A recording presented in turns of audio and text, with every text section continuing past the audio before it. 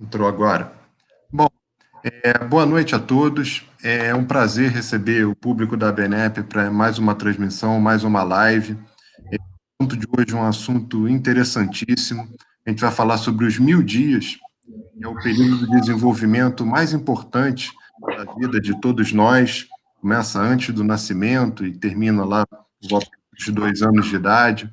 Um assunto que é importante para a ABNEP, porque nós somos uma instituição que se preocupa com o desenvolvimento neurológico e de saúde mental das crianças.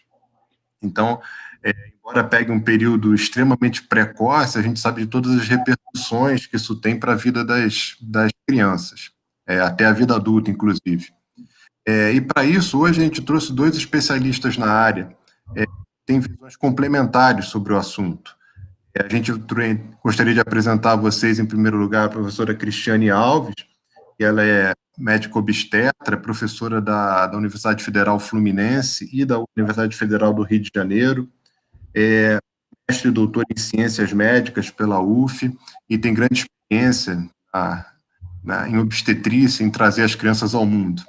E tenho também o prazer de receber o professor Hélio Rocha, que é professor da Universidade Federal do Rio de Janeiro, da Faculdade de Medicina, ele é mestre em pediatria e é o chefe do Serviço de Nutrologia Pediátrica do IPPMG, o FRJ. Então, boa noite, Cristiane, boa noite, Hélio, um prazer receber vocês aqui hoje.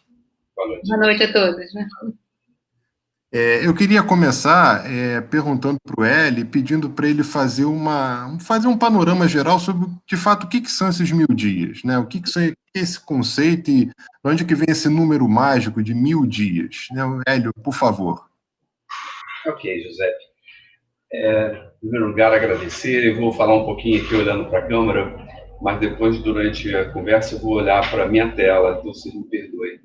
Mas eu quero agradecer o convite ao Giuseppe, à ABNEP, e dizer que é um prazer muito grande poder conversar com vocês sobre um tema que eu acho que é, assim, como o pessoal lá da bioquímica costuma dizer, é um tema nativo, é um tema seminal dentro do atual conceito que a gente tem sobre puricultura.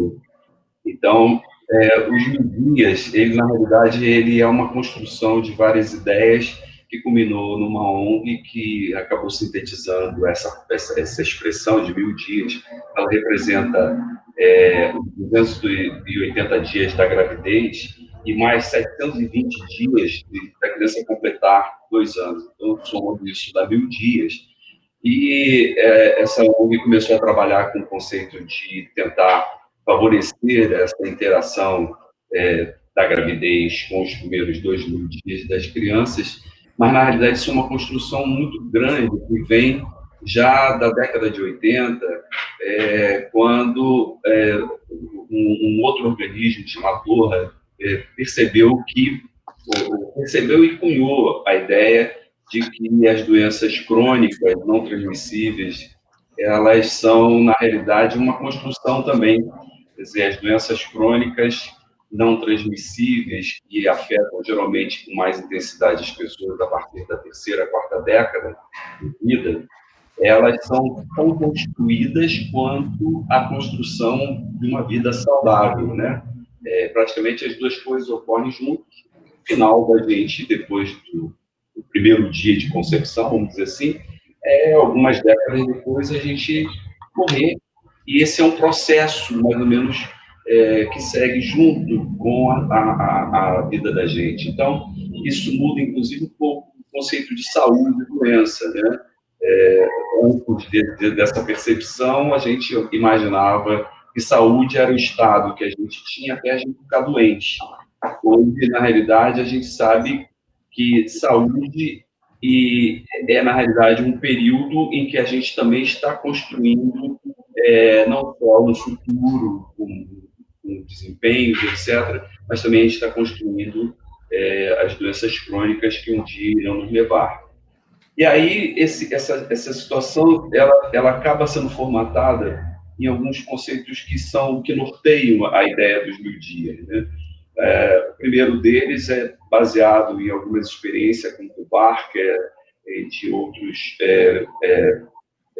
estudiosos que perceberam que determinadas alterações durante a gravidez, né, relacionadas a doenças, a alimentação, a situação geográfica, elas acabavam tendo repercussões a longo prazo, e isso foi traduzido como uma programação, um programming, a primeira ideia que a gente traz, mostrando, então, a importância muito grande dos cuidados da gravidez, e a gente poderia dizer até um pouco antes da gravidez, e os cuidados a seguir, como um print sobre eventos futuros que irão nortear a vida. E aí um outro conceito que vem mais ou menos depois do ano 2004, por aí, que é o de epigenética, porque até 2000 se acreditava que tudo que a gente teria estava no nosso código genético, e se percebeu, então, e até baseado em muitos estudos do Barker, que a gente tem efeitos outros que printam, na realidade, o nosso fenótipo e até mantém por longo tempo, que são os efeitos epigenéticos. E essas alterações, elas ocorrem em janelas progressivas de crescimento à medida que os tecidos vão se desenvolvendo, sendo que nos primeiros anos de vida, os primeiros 2 anos, tem uma construção de um tecido, que aí é a segunda grande tema de importância dos 1000 dias, que é a construção do sistema nervoso central, e praticamente toda a possibilidade, até o final dos 2 anos, o cérebro está quase inteiramente pronto, e dessa maneira, esses primeiros 2 anos são importantíssimos para que se desenvolva um cérebro adequado para que o indivíduo possa usá-lo até, quem sabe, um dia até os 100 anos. E o terceiro conceito é uma consequência, que é a questão do desenvolvimento, que vai se passar nisso, e esse desenvolvimento pode ser pautado por afeto, por estímulo, por uma série de questões positivas, mas também por outras questões que são estressantes, e alguns deles, por exemplo, a negligência, e negligência é um termo muito amplo, ela é responsável praticamente pela maioria, por mais de 80% dos imprints emocionais que a gente vai sofrer e que vai carregar durante a vida toda. E esse período dos 1000 dias também é importante para esse print. E, em quarto lugar, não menos importante, a nutrição adequada para permitir que cada tecido e cada setor do nosso organismo, ao se desenvolver nesses primeiros 1000 dias, receba os nutrientes em quantidade suficiente para a melhor expressão fenotípica daquele tecido, daquele sistema. E então a nutrição passa a ter uma importância muito grande, desde a gravidez até, obviamente, depois dos 1000 dias, mas sendo esse período dos 1000 dias o mais crítico, porque uma nutrição inadequada ela pode influenciar permanentemente, definitivamente, na composição dos tecidos, que depois dessa janela de que cresceu e apresentou a função, praticamente eu não consigo mais mudar as características de composição desse tecido, mesmo o indivíduo recebendo suplementos, etc. Isso é muito pouco mutável, né? Assim, é um conceito um pouco duro, porque a gente sabe que existe plasticidade até o final da vida, mas essa plasticidade é muito restrita a um limite grande quando eu não tenho uma composição adequada. E, por fim, eu diria que o quinto componente importante nos 1000 dias é que o indivíduo tenha uma saúde, já que ele constrói as duas coisas ao mesmo tempo, né, a vida com saúde e a doença ao mesmo tempo acaba ocorrendo, que ele possa, então, ter mais tempo de plenitude, menos tempo de doença, que o aparecimento final da doença seja o mais tardio possível, e que ele tenha o maior rendimento possível, intelectual, de trabalho e de prazer, fazendo com que a vida seja útil e interessante por longo prazo. Então, são esses 5 elementos que norteiam toda a concepção dos 1000 dias. Ok? Muito obrigado, Hélio. Obrigado por esse panorama geral que você trouxe para a gente. A gente depois, ao longo dessa nossa conversa, a gente vai procurar esmiuçar os pontos que você falou tão bem. Queria passar a palavra agora para a professora Cristiane. Cris, eu queria que você falasse um pouco, então, da importância da gestação para esse desenvolvimento da criança, né? Os cuidados que são importantes os elementos que são chaves na gestação para a gente ter uma criança saudável no futuro, levando-se em conta esse período de 1000 dias. Olá, então, boa noite a todos. Tem que começar agradecendo sempre, né? É uma honra estar aqui. Vamos falar um pouquinho, nosso foco da fala vai ser a criança, né? A gente está falando dos 1000 dias, e nos 1000 dias a gente está envolvendo a gravidez, mas como o Hélio falou, a gente pensa, a gravidez tem que ser pensada antes dela começar, né? Então, todo impacto de um resultado gestacional, ele é melhorado antes nesse planejamento pré-concepção. Então, como exemplo, uma paciente que tem um diabetes não controlado, ela tem um aumento de bebês com malformação. Na hora da formação dessa criança, você aumenta aí malformações simplesmente por esse diabetes não estar controlado. E a gente tem várias doenças que não são conhecidas pela paciente. São pacientes que a mulher não sabe que ela tem aquela doença. Então, ter uma consulta antes da gravidez é fundamental para que eu possa rastrear outras doenças, comorbidades, diabetes, hipertensão, para que eu possa controlar essas doenças, melhorando, então, o resultado da gravidez.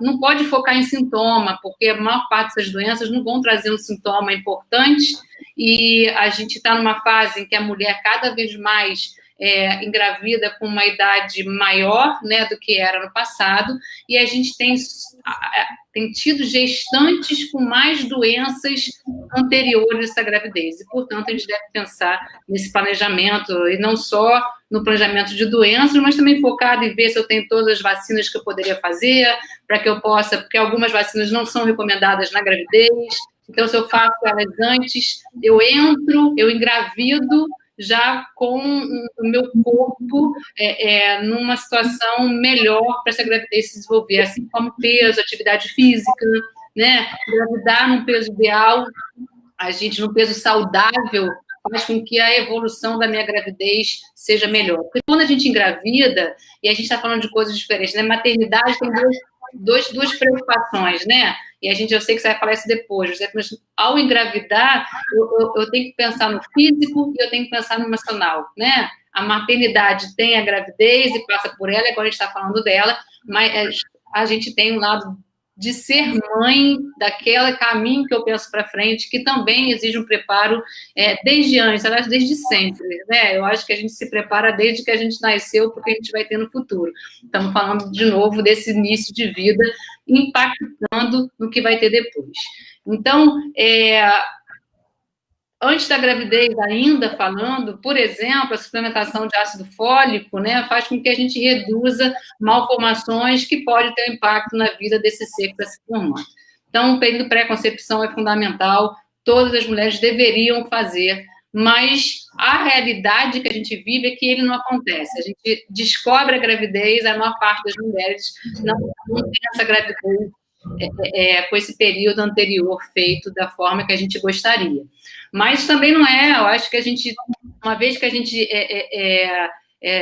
diagnostica a gestação, dá tempo para a gente trabalhar, e o pré-natal deve ser iniciado o mais precocemente possível, porque, assim como antes, o controle de doenças melhora o resultado, no pré-natal, o controle das doenças que a mulher pode ter, existem várias situações de prevenção que a gente pode fazer.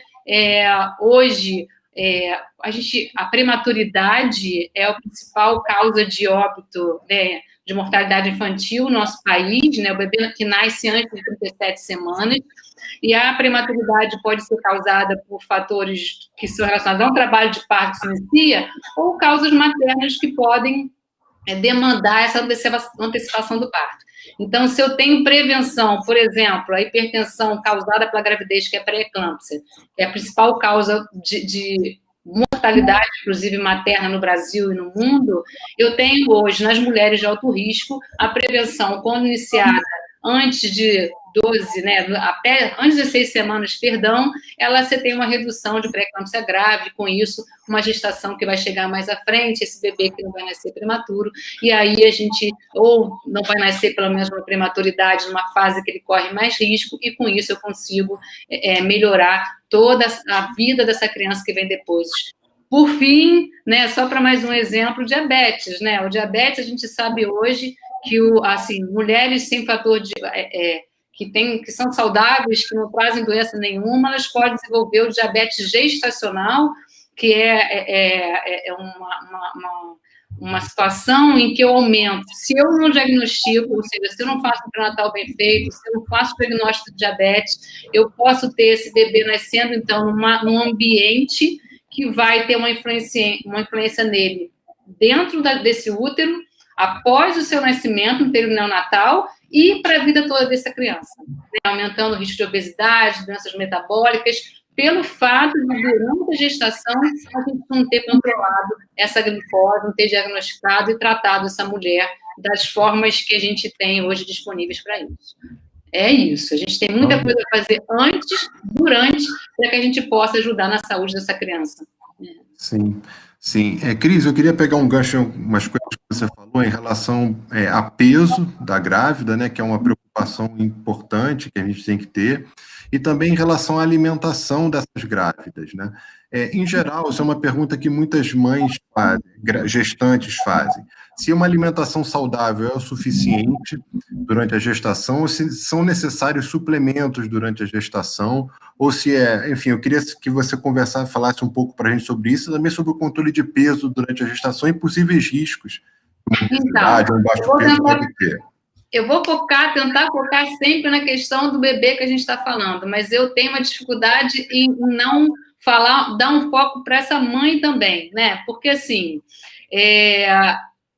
o controle de peso da gestante, ele vai estar linkado ao que ela tinha de peso antes da gestação, ao peso que ela engravidou, de tal forma que existe recomendações de ganho de peso de acordo com o que ela tinha antes. Então, pacientes que começam um pré-natal, por exemplo, com baixo peso, ela tem uma recomendação de ganhar mais peso, e com o paciente que começa numa faixa de peso aumentado, de obesidade, ela tem uma recomendação de restrição, de tentar segurar esse peso durante a gravidez, de não ganhar tanto peso.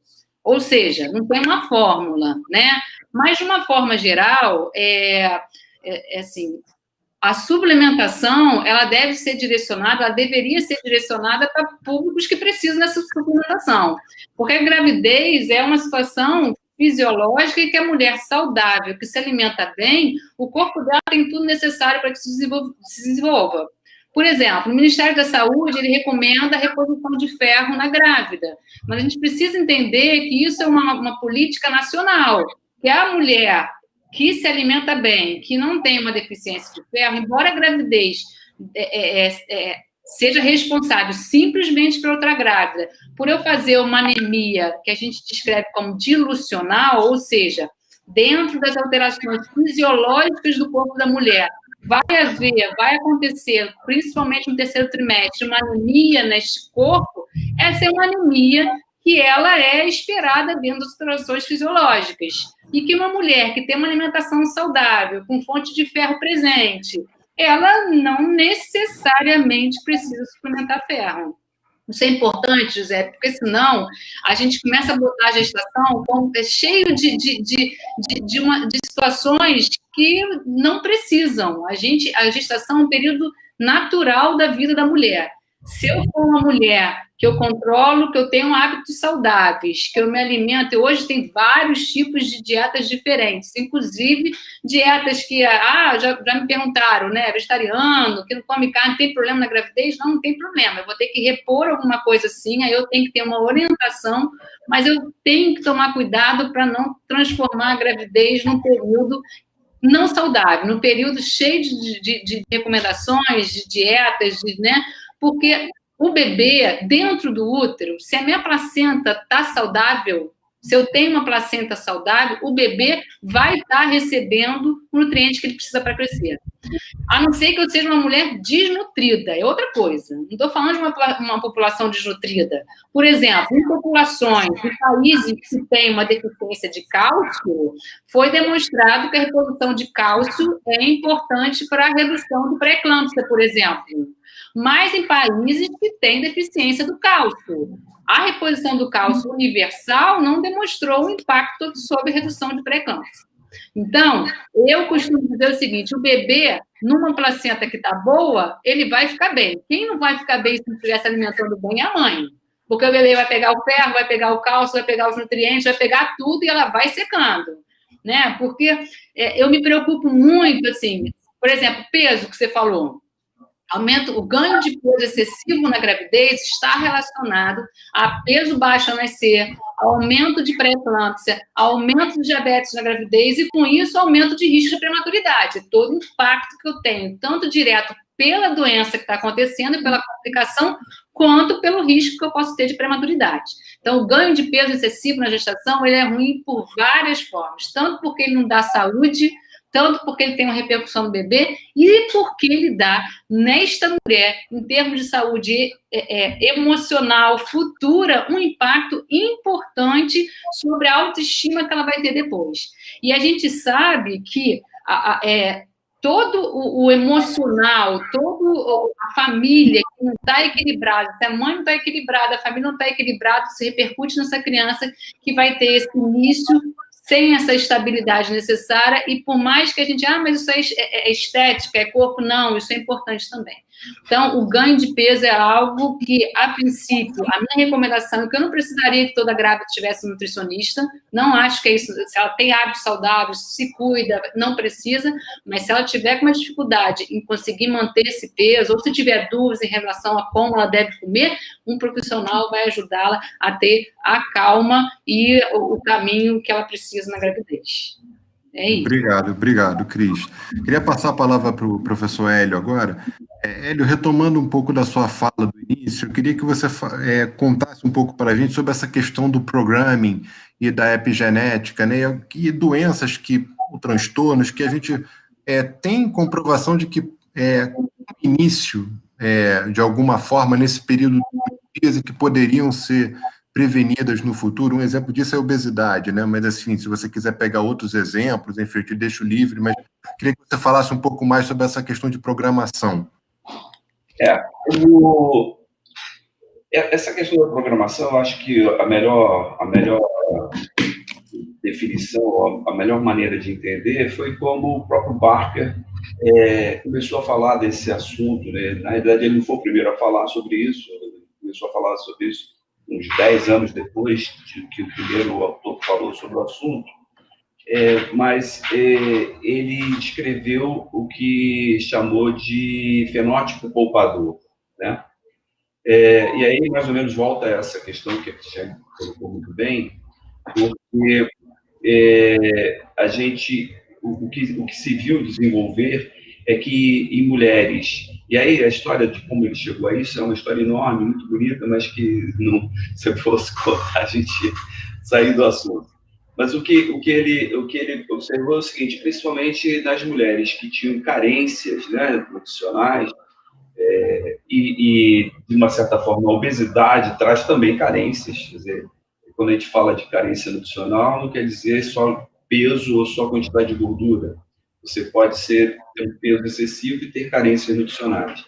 Mas o que ele percebeu é que as carências nutricionais, elas desenvolviam no feto, né, a partir da embriogênese, ela desenvolviam certas adaptações das células, dos tecidos, para aquela carência. De tal maneira que, por exemplo, algumas carências, principalmente carência de energia, de proteína, etc., acabava repercutindo sobre o pâncreas, por exemplo, da criança, né? E essa repercussão fazia um fenótipo poupador no pâncreas, que o resultado disso é um aumento muito grande do diabetes tipo 2, a médio e longo prazo, se projetar nesse tipo de indivíduo que nasce com baixo peso, ou às vezes nem baixo peso, mas porque houve uma certa carência nutricional específica. Isso se vê, então, esse fenômeno de epigenética, a epigenética ficou muito em evidência, principalmente quando houve um certo fiasco do projeto genômico, né, que duas grandes correntes, uma americana e outra francesa, no final da década de 90, disputavam quem ia descrever o genoma humano primeiro, e havia uma expectativa muito grande de que isso viesse trazer a possibilidade de você, pelo mapa genético, descobrir, o fulano vai dar uma topada aos 10 anos de idade, né, de uma forma jocosa. E o que se viu é que há uma frustração muito grande. A gente lá no nosso serviço mesmo, a gente vê isso, porque a gente pega muitas vezes crianças com uma genética para desenvolvimento de determinadas doenças metabólicas, e a criança não desenvolve. E o contrário a gente vê também. Crianças que, quando vão para a genética e fazem a avaliação gênica, ela não tem o gene para aquela doença que ela apresenta, e ela às vezes apresenta o fenótipo inteiro de doenças como acidemias, por exemplo, e ela não tem nenhum passado genético. Ou seja, a transformação epigenética é uma transformação que não muda os núcleos de DNA, não modifica os cromossomos nos seus núcleos, mas que modifica a expressão, silenciando determinados genes, ou estimulando o aparecimento de determinados genes, modulando determinados sistemas enzimáticos, e que isso faz, em várias etapas de diversos tecidos, consequências de longo prazo, às vezes até para bem, a gente às vezes não sabe, né? Por exemplo, uma expressão epigenética muito interessante é o que a Cristiane acabou de dizer sobre o ácido fólico, né? A gente sabe que as consequências é um problema genético, né? Se eu não me engano, inclusive, é multigênico. O fechamento do cordão neural no feto, né, que pode levar até a anencefalia, ele praticamente desaparece se eu mantenho essa paciente com doses elevadas de ácido fólico. Ele teria um efeito epigenético, inclusive, de bloquear o efeito genético que essa criança teria de sofrer de problemas de formação de tubo neural. Então, de uma certa forma, a gente sempre vê o lado ruim, mas há possivelmente vários outros fatores que são benéficos. E aí tem várias experiências, não só no ponto de vista nutricional, mas também comportamental. Por exemplo, existem estudos que, se, por exemplo, a mulher é muito bem tratada, cuidada, zelada, tem uma rede de apoio, tem um parceiro que divide com ela a gravidez, né? São fatores que não são físicos, são fatores emocionais, hábitos de, por exemplo, músicas, determinados tipos de música serem tocadas durante o desenvolvimento do bebê, às vezes até com uma certa vamos dizer assim, cerimônia, né, em que ela relaxa durante um tempo, e determinadas músicas, principalmente algumas músicas clássicas, parece ter desempenhos diferentes sobre o bebê. Então, essa ideia da epigenese, da epigenética, né, ela, na realidade, embora tenha sido descrita de forma, inclusive, molecular, ela tem também um aspecto muito amplo de atuação por efeitos que são sobrepostos ao material genético e que podem ser tanto maléficos quanto benéficos, dependendo da gênese e da forma como age sobre a expressão gênica, trazendo, então, o fenótipo final.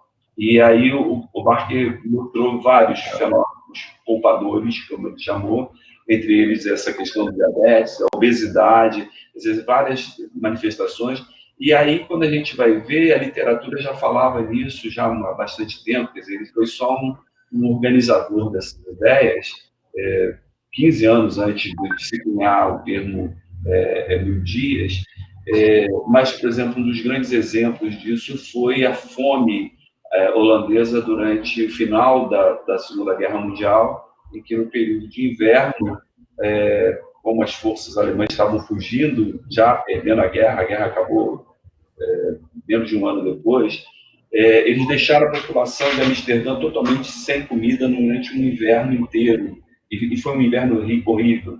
Então, mulheres que engravidaram no início desse inverno, e mulheres que engravidaram no meio e no final, acompanhou-se essas pessoas desde a Segunda Guerra, quer dizer, nós já temos aí 80 anos, né? E o acompanhamento dessas pessoas praticamente comprovou o que o Barker descreveu por outro caminho, embora ele já tivesse conhecimento disso, mas essas experiências praticamente assinam esses efeitos epigenéticos observados por carência, por sofrimento, por agressões, por intranquilidade, etc. E é curioso que às vezes passa até gerações, né? Né? Isso é que eu acho mais interessante, não é na mesma geração, na seguinte, às vezes pula uma, né? Assim, gerações, né? A gente sempre imagina, né? Assim, pelo menos quando a gente aprende genética, a gente aprende muito baseado lá nos estudos do Frade, lá, que eu acho que você não do Mendel, né? Que você, gental, azinho, azão, essa coisa parece ser muito matemática, muito pura, né? Mas você tem as estonas, você tem uma série de proteínas e enzimas que, na realidade, modulam a expressão e elas continuam fazendo parte do capital do cromossomo. Então, mesmo você tendo outras mudanças de DNA, o capital daquilo se perpetua, né, e acaba modulando em gerações futuras, né? Alguns estudos mostram que se leva mais de 2 gerações depois do evento epigenético, principalmente quando ele é muito significativo, como, por exemplo, o crescimento intrauterino retardado, ele afeta 2 gerações para desaparecer.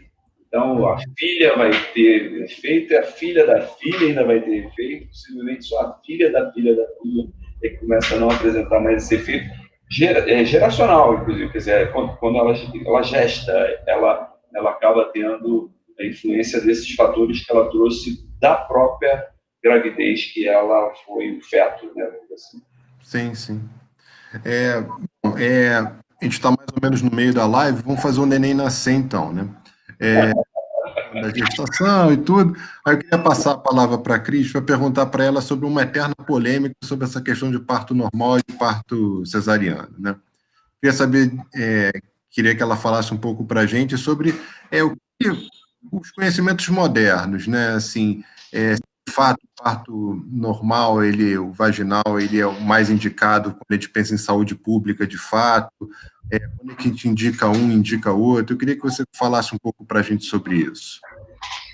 Assim, Giuseppe, o parto vaginal ele não é a melhor via para a saúde pública, ele é a melhor via para a mulher, assim, porque ele é uma via natural, né, de nascimento. A cesárea, ele é uma via de parto que tem indicações específicas para elas. Assim. Eu acho que é assim que a gente tem que encarar a cesariana. A cesárea ela tem um risco aumentado para a mulher em relação àquele momento em si, ou seja, um risco aumentado de infecção, um risco aumentado quando comparado ao parto vaginal, um risco aumentado de hemorragia pós-parto e da vida futura dela. Uma primeira cesárea já modifica se ela for ter uma segunda cesárea ou uma outra cirurgia na barriga. Então, a cesariana, ela é um ganho na obstetrícia. Eu acho que ela muda a história da obstetrícia quando ela pode salvar uma vida ou ela pode melhorar o resultado daquele feto e daquela mulher também, né, quando o parto está acontecendo em situações indicadas. Então, o parto vaginal, e aí eu falo isso como obstetra, eu falo isso como professora, eu falo isso como mulher, né, porque eu vivenciei todos eles. Então, não é teórico, é também um pouquinho da prática. Ou muito da prática, né? O parto vaginal, ele é um evento fisiológico para o corpo, ele ajuda que tudo funcione depois dele de uma forma melhor, tanto no cuidado nosso, quanto nesse cuidado do bebê, porque você cuidar do bebê depois de uma cesárea não é fácil. Então, o parto vaginal, ele é o que deveria acontecer na maior parte das gestações, né? A cesariana ela é limitada àquelas gestações que têm um risco de complicação intraparto, mas a gente precisa entender, a gente vive um momento perigoso em relação ao parto vaginal, quando eu acho que tudo nasce pelo parto normal. Não é tudo. Existem situações que eu preciso da cesariana funcionando. E para o parto vaginal funcionar, embora ele seja um evento fisiológico, que é um evento fisiológico, existem condições mínimas de monitoramento para que a gente assegure bem-estar materno-fetal. Então, assim, eu acho muito perigoso o discurso de monitoramento zero da coisa, né? Ou esquecer conhecimentos que a gente adquiriu ao longo do tempo. Então, escuta fetal no parto vaginal, e quando eu digo monitoramento de um parto, eu estou falando ao escutar bebê e ver sinais vitais maternos. O aluno de medicina, por exemplo, ele fica muito assim, a gente não tem que tocar para ver se está nascendo, bebê nascer não é o problema, nunca vai ser o problema é o bebê que não nasce. O bebê que nasce, que pegou nascendo, está ótimo, eu preciso só ficar olhando, admirando. Mas eu preciso, nesse momento do trabalho de parto, que é o trabalho de parto em si, é um evento hipoxemiante para esse feto, ele é potencialmente, para um bebê que não vem com condições de bem-estar, ou que durante esse momento de estresse não consegue se adaptar ao que ele precisa para manter a saúde, o parto vaginal pode complicar. A cesárea também complica, eu não estou botando, e não estou mesmo, eu defendo o parto vaginal, mas eu defendo o parto vaginal em ambiente intra-hospitalar e com monitoramento materno-fetal. A gente precisa respeitar a autonomia da paciente, o parto é daquela família, né? É o corpo daquela mulher, então a autonomia tem que ser respeitada. A gente passou por uma época de muitas intervenções errado, não precisa, não tem necessidade. O toque vaginal, que eu dei um exemplo, por exemplo, não precisa ser feito o tempo todo, pelo contrário, se eu estou vendo esse parto com contrações adequadas, bebê bem, mãe bem, a gente pode acompanhar sem intervenções necessárias. Mas é preciso que a gente não perca o conhecimento adquirido. Monitoramento fetal e materno é mandatório. Mandatório. Sim. É isso. E, assim, só para finalizar esse assunto, hoje no nosso país, a cesariana a pedido da gestante, ele é algo que é aceito na maior parte dos estados, enfim, mas a gente precisa, a maior parte das vezes que a mulher opta uma cesariana, ela tem medo do parto vaginal. Ela conversa com pessoas ao lado dela, pessoas, na maior parte das vezes, leigas, que têm medo do parto vaginal. E medo sem fundamento científico. Então, às vezes, o parto vaginal ele é conversado a gestação toda, assim como a amamentação é. Porque o medo da dor não justifica não ter o parto. Porque a cesariana também tem dor. E a dor é pós-parto, né? Quando eu tenho que lidar com o bebê. Não é uma outra cirurgia, eu opero e vou ficar no pós-operatório. Cesariana eu opero e tenho um bebê que eu preciso dar conta dele. E o meu emocional todo pede para que eu dê conta, e que eu me cobre, que o mundo cobra, todo mundo cobra para que eu dê conta, e eu estou operada. Então, assim, eu acho que o parto vaginal deve ser conversado. O medo da dor, a gente precisa tirar isso do paciente, porque tem vários métodos, não só analgesia, né, peridural, para tirar essa dor, hoje tem vários métodos. E um dos principais métodos que eu acho de controle da dor é essa relação de confiança e respeito entre paciente, médico, paciente. É isso. Sim. Obrigado, Cris. Assim, logo depois do parto, eu queria passar a palavra para o Hélio, depois que o neném está estabilizado e tudo, uma das medidas que é mais importante, que é preconizada, é que a criança ela possa ser aleitada, né, que ela receba o aleitamento materno o mais rápido possível. Eu queria perguntar para o Hélio, e queria que ele falasse sobre isso, sobre essa questão, assim, qual é a importância de a gente colocar o neném logo para mamar, e qual é o impacto disso, o que já se sabe, em termos de conhecimento científico, sobre o impacto do aleitamento materno precoce, o aleitamento materno durante os primeiros 6 meses para o desenvolvimento da criança. Esse tema é muito interessante, porque ele é muito recheado de mitos, né? Eu, por exemplo, Hélio Rocha, quando nasci, umas décadas atrás, era rotina o bebê ficar 24 horas em jejum, sem contato com a mãe, inclusive.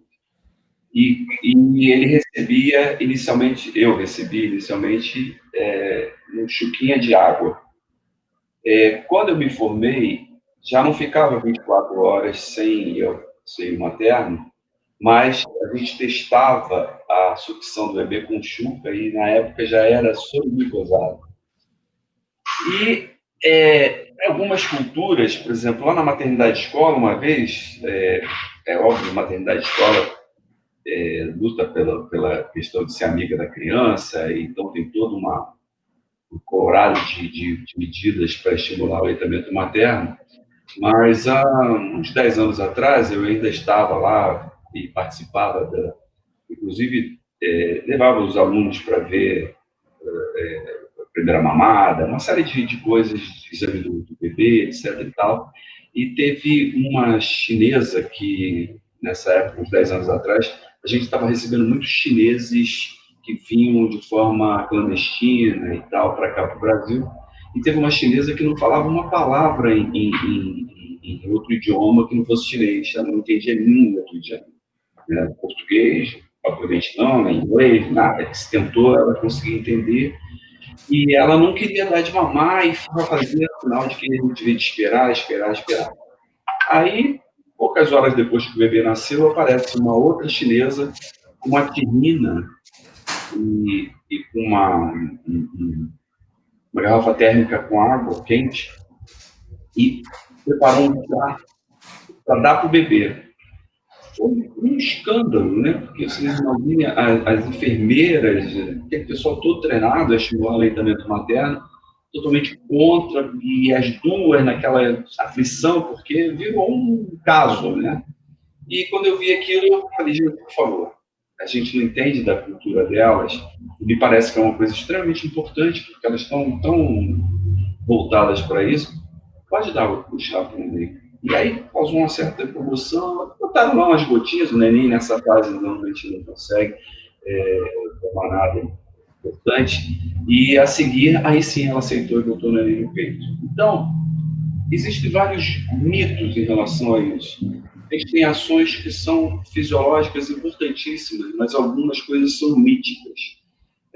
A primeira questão fisiológica desse contato imediato, o neném nasceu, vai ao peito, ele cumpre muito mais um efeito psicológico sobre a mãe e possivelmente de inidação do bebê, porque depois que o neném sai do ninho, do útero, o ninho dele é os braços da mãe e as mamas da mãe, né? Esse ambiente é um ninho que vai continuar durante muito tempo, possivelmente até os 2 anos, né? A criança sai do útero e novamente acalentada, aconchegada, reciclada nesse ambiente em que constitui a mama e o colo também. E isso é muito importante, porque vários estudos que mostram que se interrompe esse vínculo tem repercussões muito sérias, principalmente para a mãe, né? Aumenta uma série de problemas funciona como um gatilho para várias questões depois de compatibilidades psicológicas com relação a esse momento. Agora, do ponto de vista de nutrição, a importância dessas primeiras mamadas do neném é basicamente de transferência de bactérias da mama da mãe e no colostro IgA, enzimas e praticamente nada mais do que isso. Na verdade, o bebê fica muito mais do que as 24 horas em jejum que quando eu nasci me colocaram. O bebê fica em jejum, do ponto de vista nutricional, quase sempre durante uma semana, né? Mesmo a mãe colocando no peito o tempo todo, ela tem colostro, um leite de transição, ou seja, o leite não é um produto nutridor nos primeiros dias de pojadura. Mesmo de pojadura, não é um item nutridor. Talvez um fornecedor de água, mas não é um agente nutridor, e de água nem nos primeiros 3 dias. A criança, então, ela seca nesse período, e o comum, normalíssimo, é a criança, por volta dos 10 dias de vida, ter perdido 10% do peso do nascimento.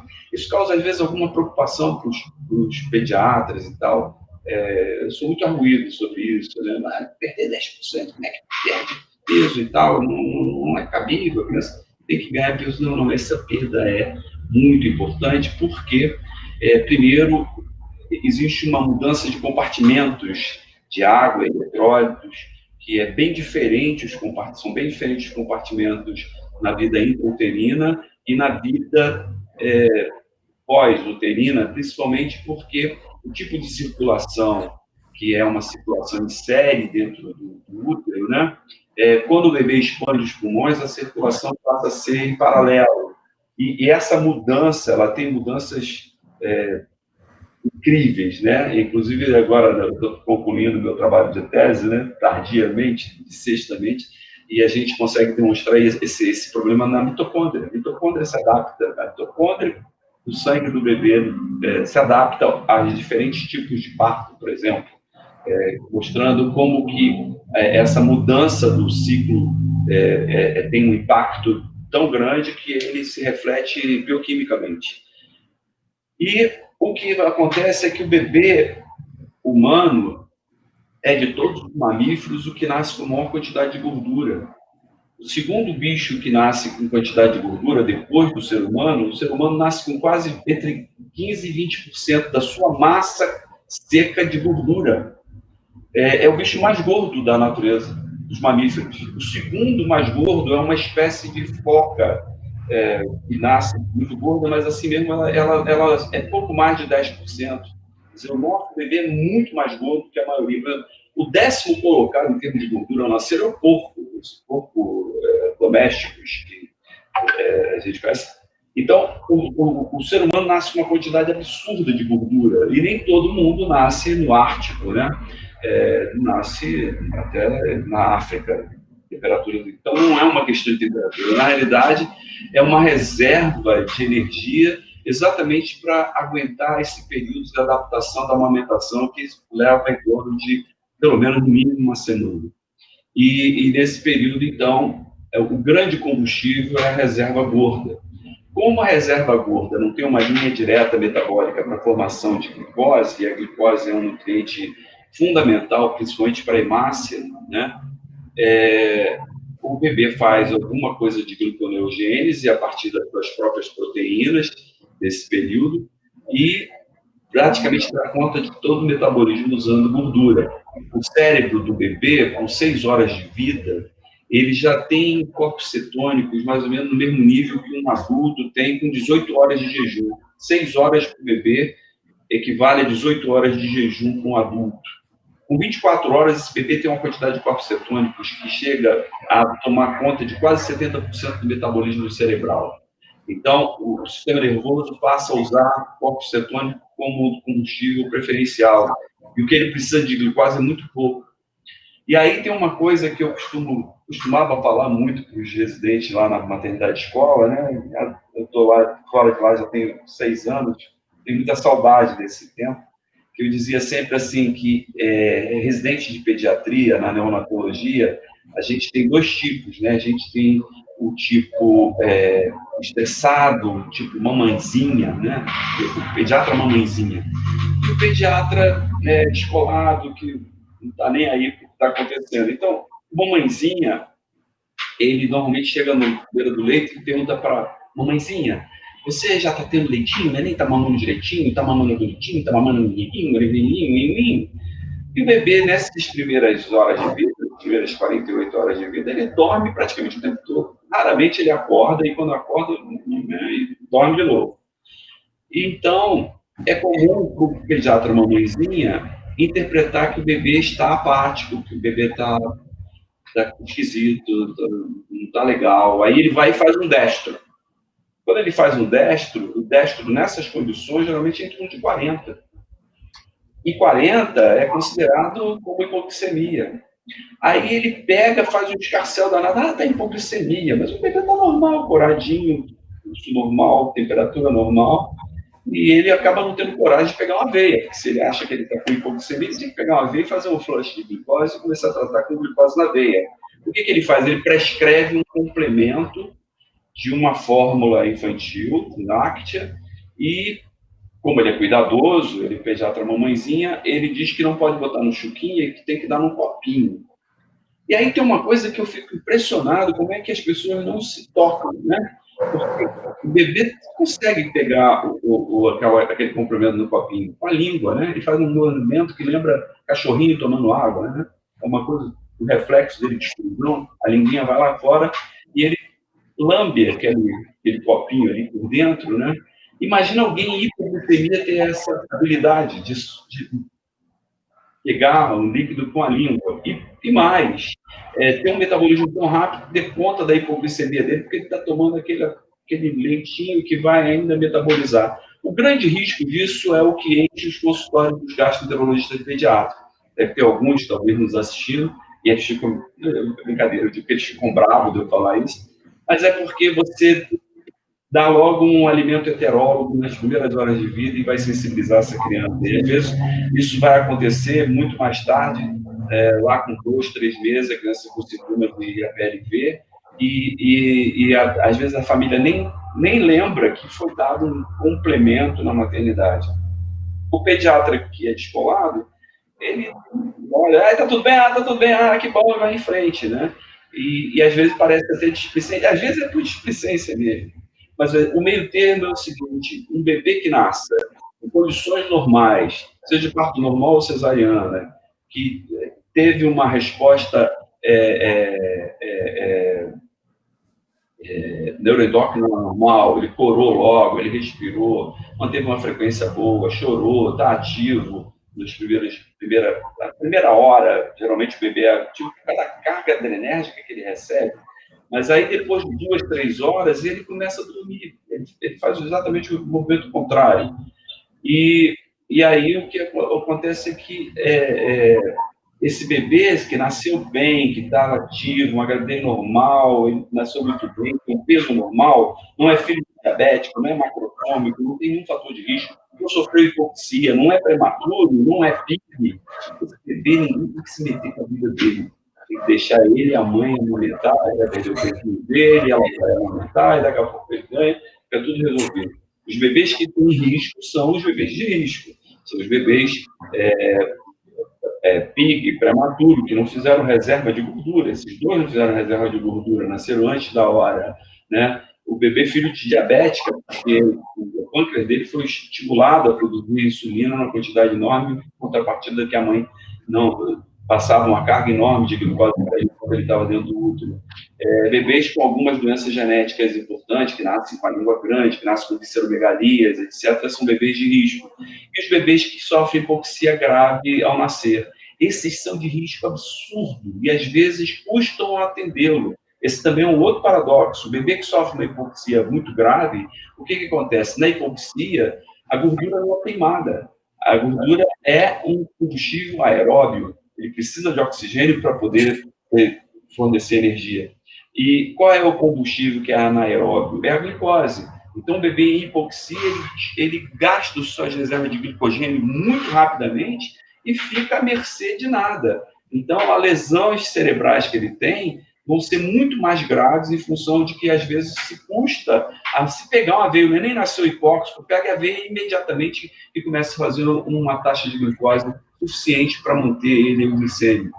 E, às vezes, isso não é feito, né? Vão lá tentar entubar, não sei o quê, e ele está perdendo tempo, né? Porque ele continua agravando o estado de hipoglicemia e a lesão neurológica, que poderia ser restrita simplesmente a um efeito hipóxico, ela se propaga porque tem um efeito hipóxico e mais uma hipoglicemia acima. Então, esse é um momento muito importante desse início da amamentação e, muitas vezes, a preocupação de se fazer mais e melhor é o grande inimigo, porque quando alguém chega e diz para uma mãe que está ali envolvida ainda naquela mágica, o bebê quietinho, calminho no colo, e diz para ela, você não está tendo leite, teu filho está meio paradinho, olha, eu dosei a glicose dele, está horrível, tem que dar esse negócio.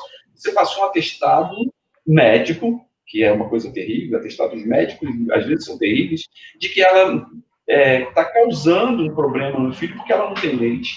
Às vezes já cria um desespero, uma dificuldade de aumentar, uma quebra da autoconfiança, é uma coisa trágica. E, infelizmente, isso ainda é muito frequente, e no Brasil inteiro, né? Onde eu viajo e a gente conversa sobre esse tema, às vezes choca, porque a maior parte dos pediatras ficam assim, mas o risco da hipoglicemia? Não tem risco de hipoglicemia com um bebê que nasce a termo com peso normal e sem complicação nenhuma. esse bebê não tem risco de consumir. Ele tem risco, sim, de fazer uma adaptação muito boa, com cetose, e ficar muito bem obrigado, esperando a mãe dele aproveitar e aumentá-lo com toda a segurança. Tá bom, Hélio, muito obrigado.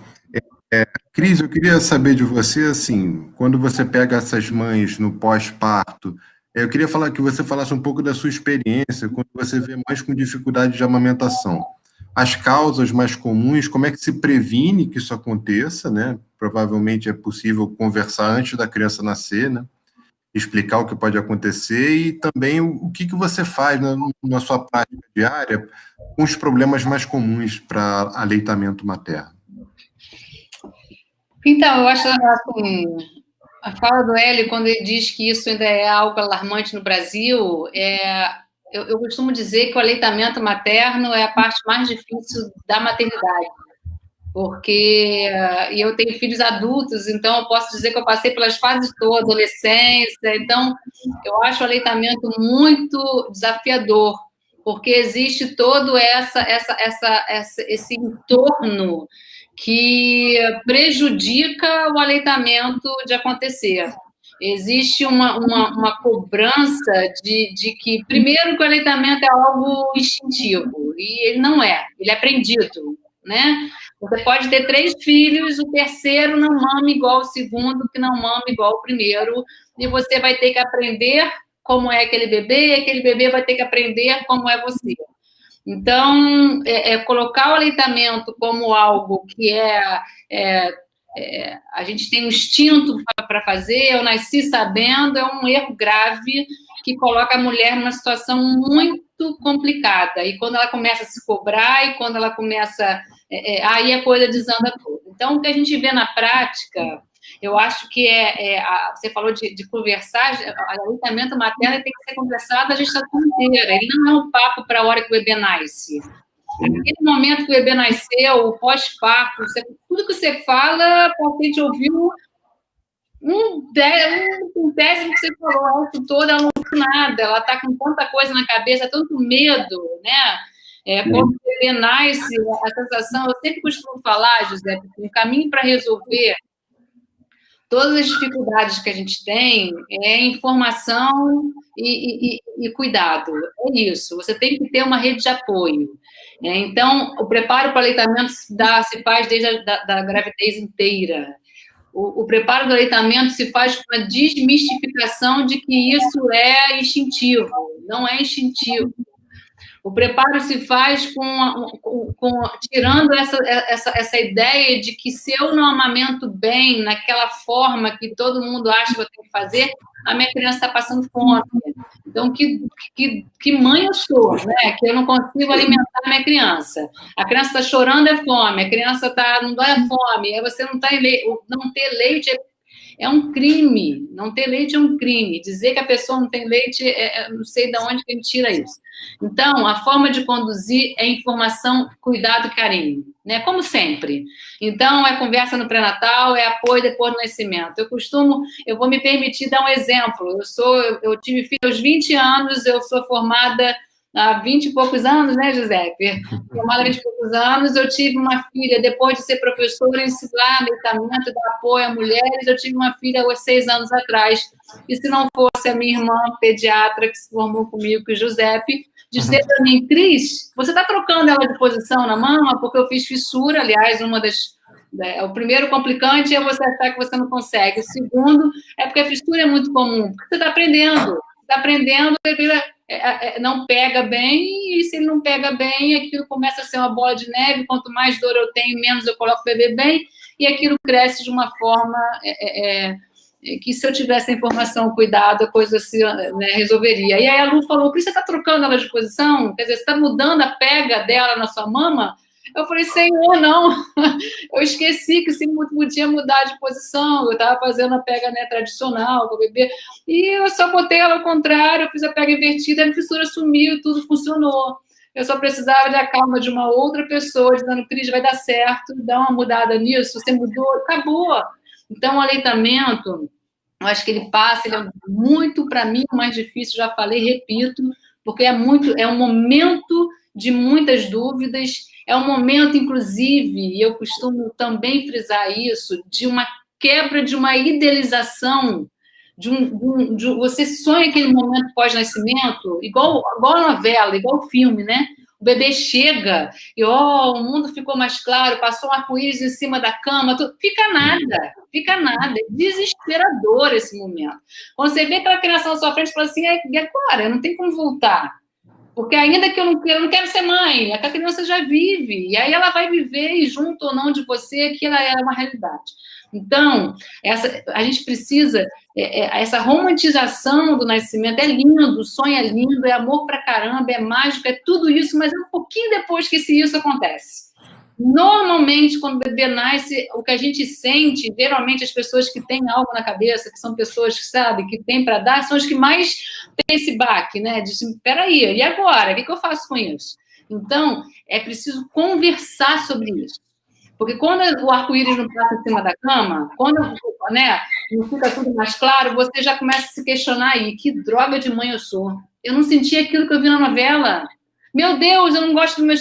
Pronto, aí é descer ladeira. Então, eu acho que apoio, conversa, desmistificar, trazer para o real, dizer que é preciso pedir ajuda, mesmo quem é formado há 20 anos, que ensina medicamento, precisa de ajuda, precisa de alguém dizendo para você, você consegue, vai dar certo, não precisa de se cobrar tanto, porque eu acho que esse é o grande problema, porque quando a gente arruma isso, aí a fissura a gente lida, a gente ensina, a gente troca, e tudo vai funcionando melhor. É o que eu acredito. Sim, muito obrigado, Cris. É interessante essa visão tanto de profissional como de mãe mesmo. Né? Sim. Assim, eu queria falar agora um pouco da criança, enfim, depois do aleitamento, Hélio, assim, questões que são importantes referentes à alimentação. O que você recomenda, o que você costuma ver de erros comuns nessa fase do desmame? E recomendações gerais para que a criança tenha uma boa alimentação e um desenvolvimento adequado, por favor. A gente evita falar desmame, né?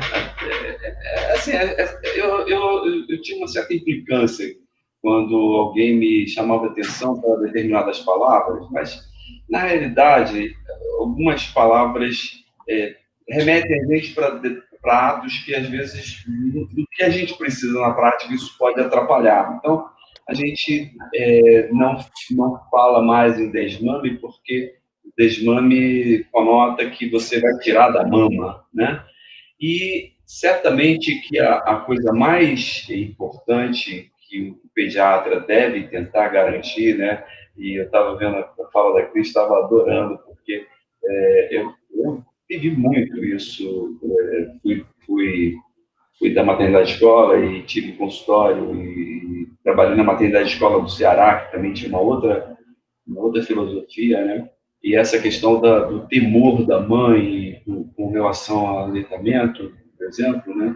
E o pediatra que não consegue entender que é devagar, que não tem que se preocupar, que não tem...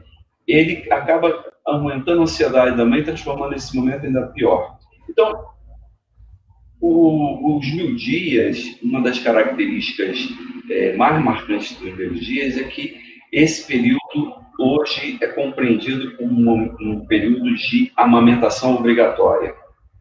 Então, a criança, durante até os 2 anos de idade, há uma concordância hoje internacional em todas as organizações que olham para isso, todas as academias de pediatria, a OMS, etc., que a criança deve ser amamentada até os 2 anos. E o que vai acontecer é que a criança, a partir do 4º mês de vida, ela começa a adquirir habilidades diferentes de só mamar e de só ficar nidada, deitadinha, né? O bebê, com 3 para 4 meses, ele já fica em pezinho no colo, e quando ele fica em pé no colo, ele introduz uma das maravilhas que eu imagino que deva ter sido, eu não me lembro de ter acontecido comigo, mas certamente aconteceu com todos nós, que é você introduzir a visão tridimensional. O bebê que está deitado, ele olha sempre para um teto plano e as pessoas aparecem para ele como se estivessem chapadas no teto. A visão é bidimensional. Quando ele começa a ficar durinho no colo, ele introduz a tridimensionalidade. Ele começa a fazer uma coisa assim, outra coisa assim, e tem uma coisa para cima. Esse conceito de tridimensionalidade, ele, quando começa a se formar, o bebê não quer deitar. Ele está acordadinho, você está com ele assim, e você bate ele pezinho, ele fica satisfeito, e você tentar deitar, ele não quer voltar a deitar.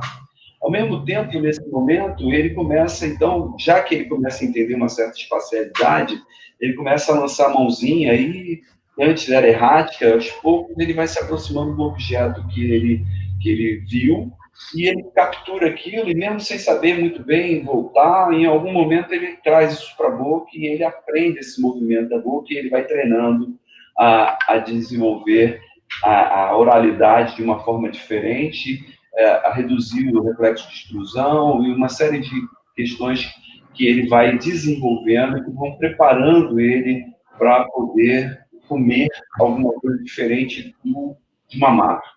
E aí teve um fato muito interessante, eu sou um contador de história, vou tentar ser, porque senão a gente acaba o tempo, estou vendo que o tempo está já no limite. Mas uma intervenção que eu tive que fazer numa tribo Guarani, aqui lá do lado de Angra dos Reis, que estava vendo de nutrição, e quando eu cheguei lá, uma série de coisas, é uma história comprida, mas, por fim, eu tive que falar com o pajé, que era o homem presente lá, e, de certa forma, um colega de profissão local, perguntar para ele como é que eles faziam a transição do neném que estava mamando para alimentação complementar, para começar a comer alguma coisa. E ele achou aquilo um absurdo, ele ficou ofendido, né? Uma pergunta idiota, né? E, de um modo geral, os índios, principalmente dentro da aldeia, eles são muito sensíveis a que você esteja zombando da inteligência deles ou da cultura deles, do que eles fazem. Ele ficou chateado, ele ficou visivelmente irritado. E ele disse para mim, ela mete a mão e come. Quer dizer, o bebê, como é que faz a transição? Ela mete a mão e come. Ela está no colo da mãe o tempo todo. O berço dela, para a Índia, é no colo. E a mãe começa a comer, e o bebê começa a ter que, de repente, ele põe e faz essa transição. Então, a transição do bebê que só mama no peito, para o bebê que mama no peito e começa a complementar, e a gente chama de complementar, porque ele precisa realmente desenvolver essas habilidades de se alimentar de uma forma diferente, e como ele passa a comer sólidos, os sólidos, em geral, têm maior concentração de nutrientes do que o líquido do leite. Então, essa alimentação complementar começa a trazer mais nutrientes de uma forma mais compacta, e o que permite a ele, inclusive, ter mais períodos de sossego para a mãe e para ele também, que ele começa a ter outras habilidades, se interessar por outras coisas, o universo dele vai se passando. Então, quando a gente olha para o desenvolvimento da própria espécie, o que aponta é o seguinte: quando chega nessa fase que o bebê pega com a mão e coloca na boca, como disse o pajé, e recentemente se inventou aquele let be, esqueci, deixa o bebê se comer sozinho, esqueci agora o termo em inglês, e que o bebê pega e come as coisas, na realidade replicando o que o pajé disse, né? Mas não é a única forma de alimentar a criança. Por conta disso, e eu tenho que deixar ele comer dessa forma. Ele precisa continuar mamando, porque o leite materno vai garantir a ele uma série de qualidades que ele vai precisar ainda por um bom tempo. Então, o que oferecer? A própria imunologia já mapeou bem que, se a partir do quarto mês de vida em diante, a introdução de outros nutrientes, na realidade, são moduladores de uma imunidade melhor, inclusive com menor índice de alergia alimentar e uma série de outras questões. Portanto, nessa fase que a criança adquire essas habilidades, a gente começa com uma alimentação complementar, que pode ser qualquer alimento, desde que seja preparado de forma segura, sem contaminação, e seja dado em forma que o desenvolvimento presente naquele momento permita que o bebê debuta sem grandes outras habilidades. É basicamente isso. Acho que a gente está chegando a um tempo... Isso, Baby Led Winning. Obrigado, Cristina. Eu não me lembrava disso. Eu agora sofro dessas coisas de amnésias seletivas quando eu preciso falar alguma coisa. Mas é fruto dos meus 69 anos recém-feitos. Hélio, você está cada vez melhor com a idade, Hélio. Eu falava isso para os velhos também, mas eu sabia que era cretinice da minha parte. Eu sabia que eles estavam ficando horríveis, mas para ser bonzinho, você está cada vez melhor. É igual o vinho, é igual o vinho. Bom, a nossa live foi excelente, a gente está chegando no final. Eu queria que agora vocês fizessem as considerações finais de você. Passar a palavra primeiro para a Cris, né? Ladies first. Então, eu queria que a Cris fizesse suas considerações sobre a questão do cuidado com a gestante e os 1000 dias. Cris, a palavra é sua, por favor.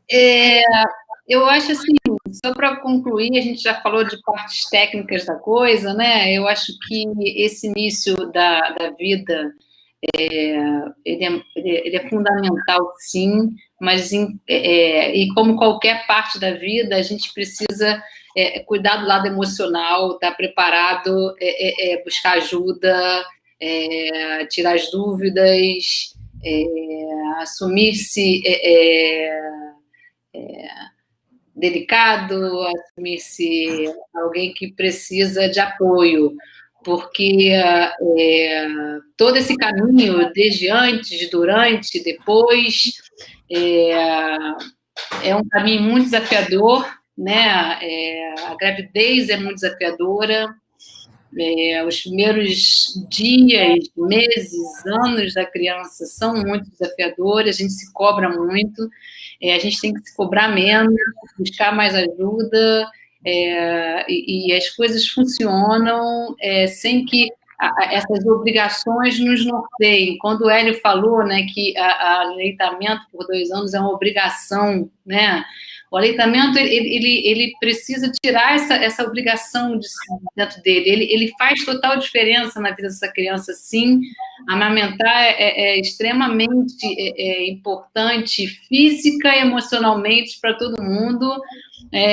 Vou de novo falar como mulher, né? Os meus primeiros mais velhos, eu amamentei 3, 4 meses que eu estava na faculdade, e essa agora eu amamentei, ficou no peito 2 anos e meio, mas claramente uma diferença de maturidade aí, de olhar a amamentação menos com uma obrigação e mais com uma vontade de conseguir, e aí a coisa funcionou. Então, eu acho que a gente precisa se cobrar menos, procurar mais ajuda, se informar com profissionais bons, capacitados, para que esse momento ele possa ser mais vivido na mágica, né? E menos dentro desses monstros, dos medos, das obrigações, tomando aí o lugar do que é bom e que deveria prevalecer. Acho que é isso. Muito obrigado, Cris. Hélio, suas considerações, por favor. Eu queria dizer primeiro que eu ficaria aqui a noite inteira conversando com vocês sobre o tema. Eu acho que esse tipo de reunião, quando todo mundo fica feliz, eu fiquei muito feliz de estar aqui e adorei as ponderações, a apresentação e as ponderações da Cristina e as suas intervenções. E tive aqui um exemplo de que os 1000 dias certamente dão um excelente resultado. Primeiro, entre nós, porque nós estamos aqui falando de temas de ciência e de experiência de vida, certamente que os nossos 1000 dias foram muito bem sucedidos, né? Senão a gente não teria toda essa evolução aqui, poder estar dividindo esse conhecimento. Segundo, que prazer imenso que eu estou vendo aqui no chat, né? A presença da família Cardoso, Vivi, Renata, a família do tio Giuseppe, e aqui tem o exemplo de períodos que eu vivi com elas, das bebês lindas, que hoje já são moças enormes. Então, os 1000 dias, com certeza, é uma forma muito, vamos dizer assim, inteligente da gente encarar esse início da vida. Certamente, outros conhecimentos futuros irão melhorar isso, mas o fato da humanidade estar tendo contato com esses valores com certeza é uma forma de construção muito boa para o futuro, né?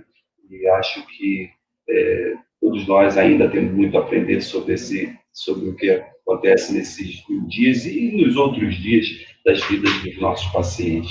Agradeço, viu, Giuseppe? Agradeço, viu, Cristiane, a oportunidade, né? E foi um prazer imenso estar com vocês aqui. Eu ficaria aqui muito tempo me divertindo com vocês. Obrigado a todo mundo que ficou até agora nos assistindo.